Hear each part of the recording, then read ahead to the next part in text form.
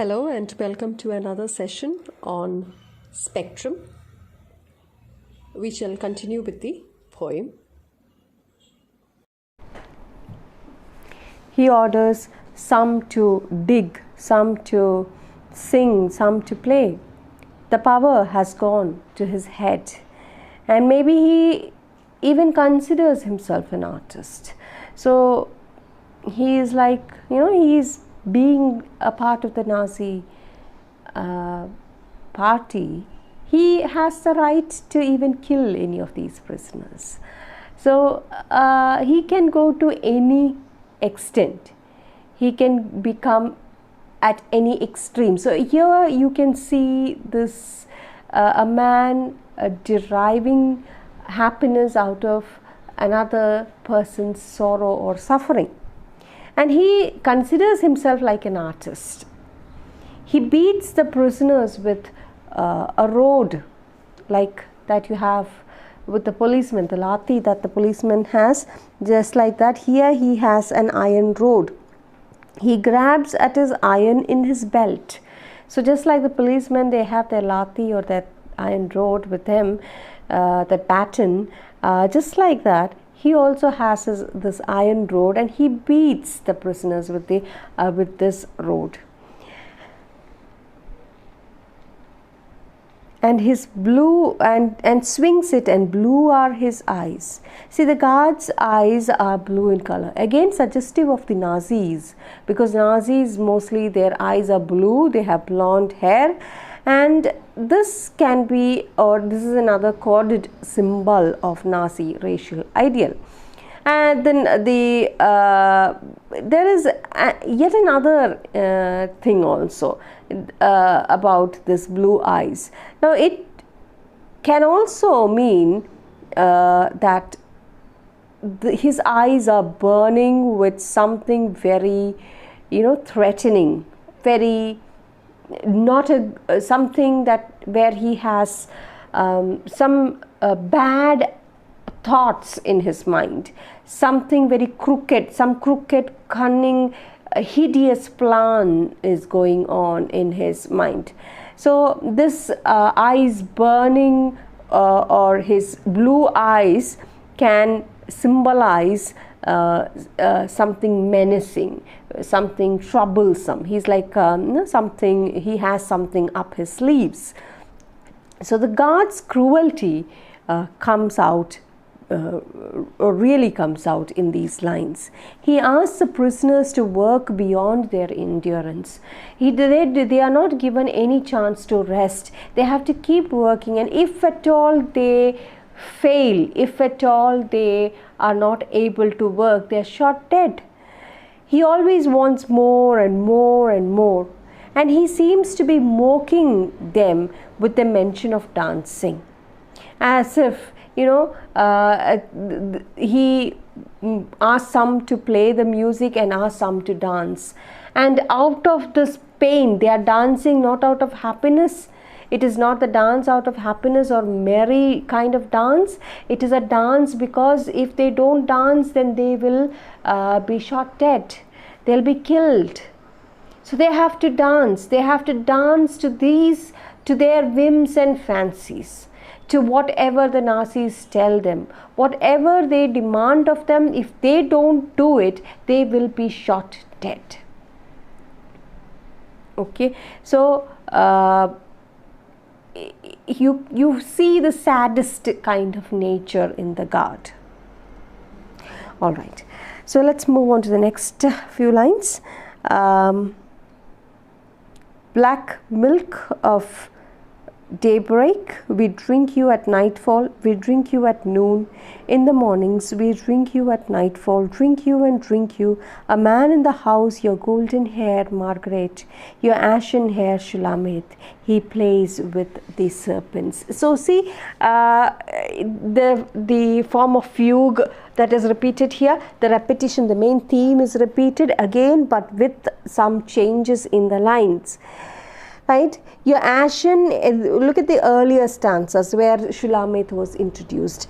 Your ashen hair Shulamit, we are digging a grave in the sky, it is ample to lie there, was the earlier stanza. But in this stanza, you have your ashen hair Shulamith, then he plays with the serpents.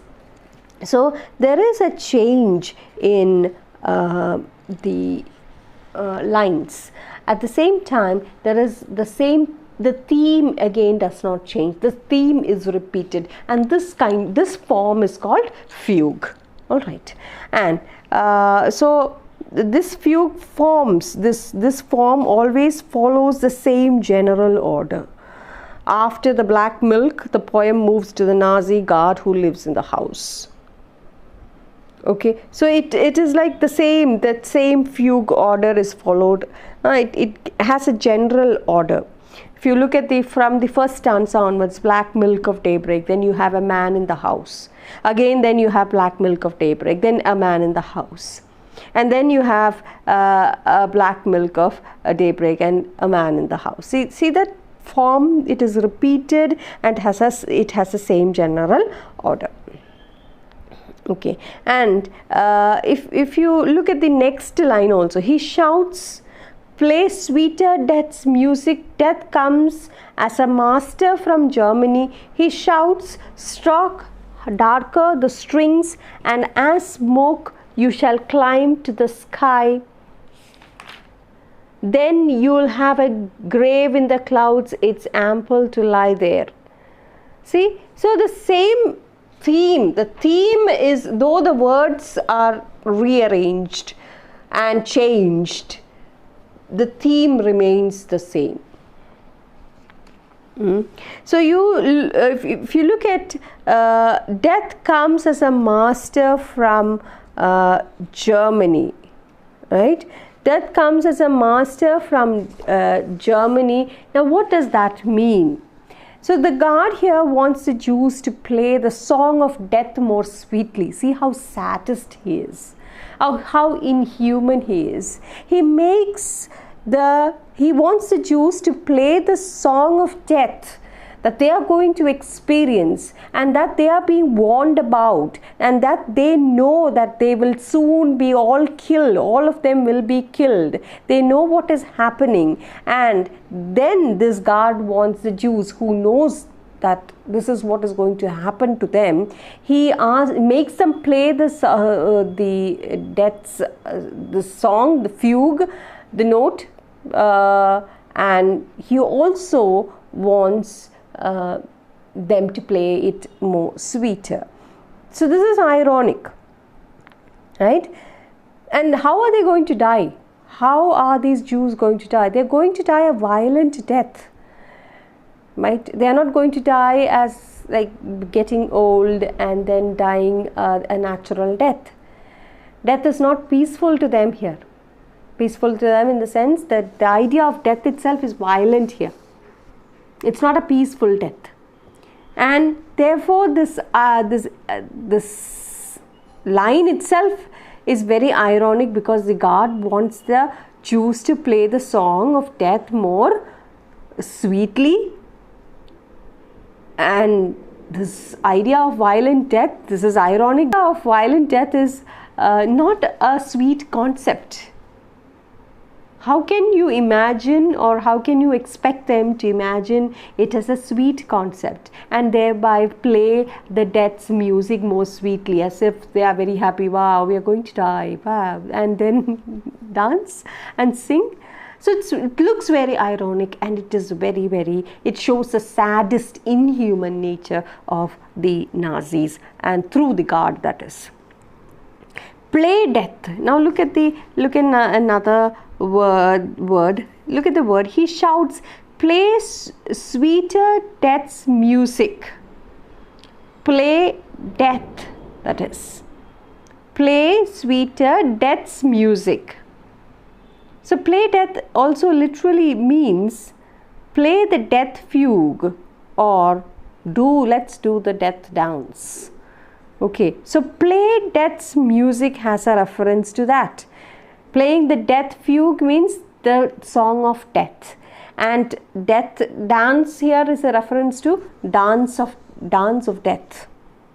So he's wrapped up in his romantic ideas of art and music, and he completely ignores the sufferings of these musicians or these Jews. And if you look at the next line, he shouts that same line itself, death comes as a master from Germany. So there is a new variation, a variation in the fugue here, this form. He shouts, plays sweeter death's music, death comes as a master from Germany. So there is a difference, right? So there is a difference in the sense he shouts, look at the earlier stanzas, he shouts, stab deeper in earth, you there, and you others, you sing and you play. That was what the earlier stanza was about. In this stanza, he shouts, play sweeter death's music, and then there is a variation in the fugue, in the form. Death comes as a master from Germany, it seems. So the word master if you look at the translation, German translation, master has a very important connotation for any German speaker. First, there is this idea of a slave master. For German, especially when it comes to German speakers, this master, the word master has a big significance. So one is that of the idea of a slave master. The Nazi guard is definitely a kind of slave master. So the guard is being compared with death itself. So he looks like Yama, okay, and he looks like the death itself. So the Nazi guard is definitely a kind of slave master. So the guard is being compared to death itself, right? Like the grim reaper wielding his scythe over these poor Jews. So he can be looked upon as death itself. And another idea of this master is the Nazi idea of master race. So two meanings here. The word master has got two ideas here. One is that of slave master, whereby you can consider the Nazi guard as a kind of slave master, which you can look and eventually you can look at him as being compared to death itself. So the slave master as a death, as you know, the one you can picturize him as death. Okay, the grim reaper, that is that skeleton figure with a scythe, you can picturize him like that. And another one is the word master. You have the Nazi idea of master race. Rather than leading to the improvement of mankind, this idea actually leads to death and suffering. So what is this master race? This master race, or the superior race, where Hitler speaks about eliminating all the other people in the world because they are impure. Especially the Jews are looked down upon as impure people. Not just the Jews, okay, you must remember that these people had this very superior idea of Aryan race. They considered others, even those who do not belong to the Aryan race, they are all under their, they come under this rank, and the Jews forms the lowest rank. All the colored people, everyone are looked down as impure people. And therefore, here for them, eliminating these people or killing these people, rather to use the word eliminate than kill, eliminating these people, they consider it as an improvement of mankind. as an improvement of their superior master race. They only want the master race, that superior race to be there. For them, if you look at it from their psychology, they think that they are doing something good to the society, but this idea actually leads to death and suffering. Finally, the word master points back to that mixed legacy of German musical tradition. For a German person, the world would likely to bring to mind Richard Wagner's famous opera, The Master Singers of Nuremberg. Wagner was one of the most famous and brilliant romantic composers of the 19th century. But he was also an anti-Semite who was the beloved of Adolf Hitler. So look at the shade of the god. I told you the god has a shade of Hitler. The god has a shade of death of them. The doctor, who is considered as the angel of death. And also now you can see the shade of this German composer, Richard Wagner, who was the beloved of Adolf Hitler, because he also believed in this so-called master race. And the German city of Nuremberg was the site of some of the most notorious Nazi rallies. So Celan is linking the musical tradition with Nazism in a sense. Now we understand why Celan slowly brings in this the culture, the musical tradition, and the literature of Germany into this. One, it adds a kind of depth to the poem as such. Another, it increases that saddest kind of feel where you find suffering and literature together. He also tells us how things were different 100 years before Germans or Nazis rule. And here, so you have the word master. Now you just read that and see. He shouts, plays sweeter, death's music. Death comes as a master from Germany. So here it has three different connotations. So three different meanings.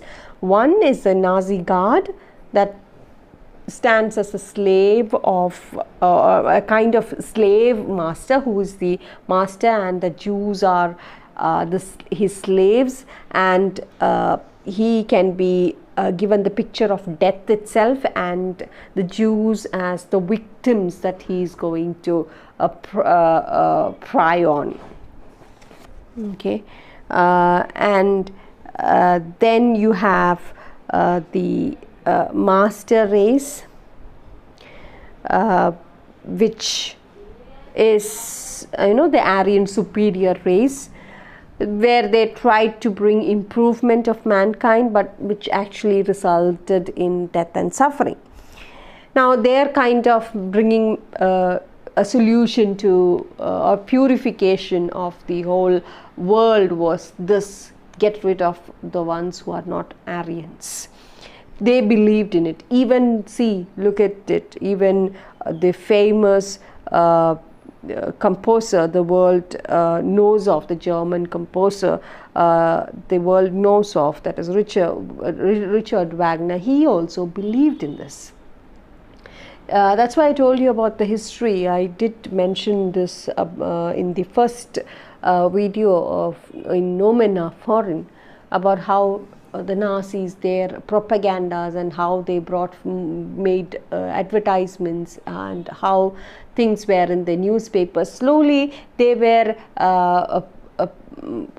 persuading people to think in their terms, and slowly people started thinking. They were okay. It is true that there were people who did not support this, but those people were brutally victimized also. Those people who did not, those Aryans, those superior Aryans, the so-called superior Aryans, or those Germans who did not support this Holocaust, they were victimized by Hitler, and the others, they were scared, and they were just onlookers. They did not know what to do. They were scared, and therefore they were neutral. They did not speak anything against it, nor did they stand for it.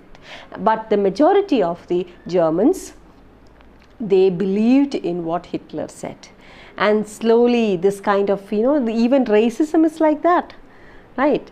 Racism, that black versus white, that phenomena itself is something that has been ingrained in people through various propagandas. Now what has Trump done to the Americans now? So he says, he shouts, "Stroke darker the strings and as smoke you shall climb to the sky." The guard, he reverts to his composer mode again, and he feels that it is not enough. He has not,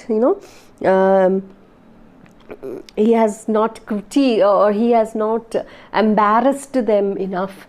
He finds happiness in embarrassing them. He finds happiness in threatening them, in warning them, in telling them how they are going to be killed. He finds happiness in it.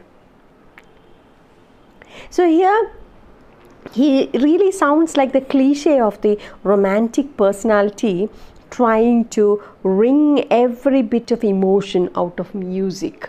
Okay, so being a romanticist, he's trying to bring out the romantic piece out of him, out of this situation also. So he's, he's becoming very, his words are very poetic. But poetic from what? From what kind of emotion here? Every last bit of emotion out of the music is brought out. He says, he shouts, "Stroke harder the strings." So play the musical instrument. So he's asking them to play or strike on them darker, so that they will be able to, become smoke as you shall climb in the sky. What does that mean? He tells the prisoners that once they have finished playing the music, they will rise. They will rise like what? They will rise like smoke to the sky. All right. So once they finish playing music, they will be elevated. They will be elevated, like when you tell a person who if he plays musical instruments, you tell them, if you practice daily, you will become a great person. Just like that, here he is saying, if you play the music, after playing the strings, you will be elevated, you will reach the sky. Now what does that mean? Literally, it means that they will be killed, their bodies will be burned. So here he is becoming, or he that in human saddest nature, it comes out, and he finds happiness in telling them, once when you are done with this music, you are going to be killed. You will become ash, and thereby you will reach the sky. Rising into the sky sounds nice, but rising as a smoke, not very much nice, right? So here it is a reference to how they will be cremated, how they're going to be cremated in those large crematoriums, and they will rise at smoke and they will reach the sky, which again is, according to the Nazis, is good for the Jews because they are impure. They shouldn't be on earth. And the same thing is repeated here. He says that once you are burnt, once you're dead, you won't have to lie too crumpled, or there is ample to lie there. So unlike the concentration camps where you don't have any place to lie, where your life is difficult, the best thing for you is death, you embrace death, be happy with death, and once you are burnt, once your bodies are burnt, you will reach the sky as smoke. See how cruel he is.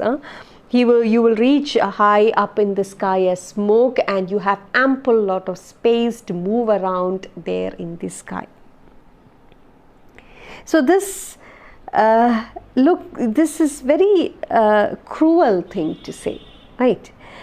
So here the sky is an imaginary grave, comes as an imaginary grave. So this god, he is using a lot of metaphors and fancy images, and he speaks like a poet. And he finds happiness in harassing and warning and threatening the prisoners, and the prisoners, on the other hand, they live in the brutal reality of the camps.